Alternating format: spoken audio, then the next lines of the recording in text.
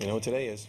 I do. Very exciting. Yes, it's International Nachos Day. Yes, this is the dish first created sometime during the 1940s when a group of soldiers stationed in Mexico were looking for a quick, nice, easy snack. Thank you for that little piece of history. It Indeed. became an instant hit and staple at many Mexican restaurants across the U.S. Vanessa Freeman has more from Little Italy. Nachos from Little Italy. International Day of the Nacho, not to be confused with National Nacho Day. That is November 6th. But to get it, like, there are so many people, so many days that are to celebrate nachos, and we are celebrating this International Nacho Day here at Ed's Lobster Bar. We have the owner, Mr. Ed McFarland here. Ed, thank you so much for being with me. Thank you very much. I appreciate this. So you've set up shop here in New York for over 15 years. Yes, over 15 years I've been open serving lobster rolls and various other lobster dishes. Yes. Like the lobster nachos. Which is your favorite dish? One of your favorite dishes? It is one of my favorite dishes, if not my favorite. It's an absolute bestseller in the restaurant as well. What is it about lobster, nachos, the combination that just speaks to the soul? Yeah, you know, It just does. everything with lobster speaks to the soul. It has to. It's lobster. I mean, come on. This is nachos to another level. I mean, we have the chicken nachos here. Fantastic. Great to make at home. You gotta take it up a notch. You gotta take it up a notch. Go out and enjoy yourself.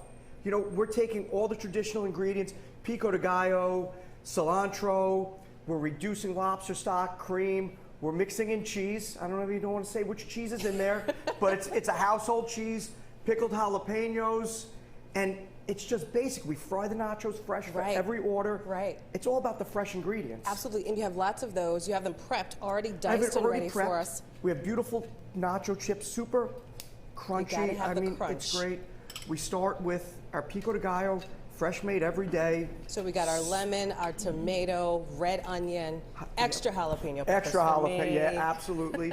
You know, sometimes jalapenos aren't spicy, so you don't have to be afraid. Sometimes Right. they are, but Load them in. we load it in. We want to have loads of that on there, right? So we've got the alkaline portion of the dish ready. So now the not so alkaline. we have our chopped lobster here, but you see, I added it into the hot cheese sauce because you want to make sure it's hot. Sauce. And look at this cheese sauce. So I mean, tell this us is about this beautiful. base, because you actually have some like lobster bisque Yes, in here. so we make a lobster stock, and then the stock. we reduce it all the way down to a super thick consistency.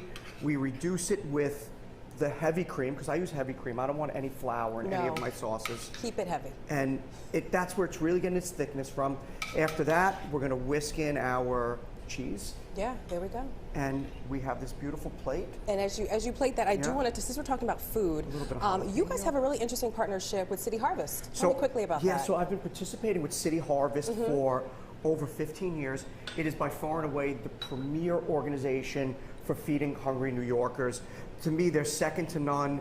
They have a great group of restaurateurs and chefs, as well as celebrities that support the organization. Right. And their donors come together every year, participate in great functions, and they raise a lot of money. They do a lot of good work for New Yorkers. Ed McFarland, amazing work, obviously amazing food. We got lobster, we got drinks, there's specials here. I mean, check them out, 155 Grand Street here in Little Italy. You can also visit lobsterbarnyc.com for more.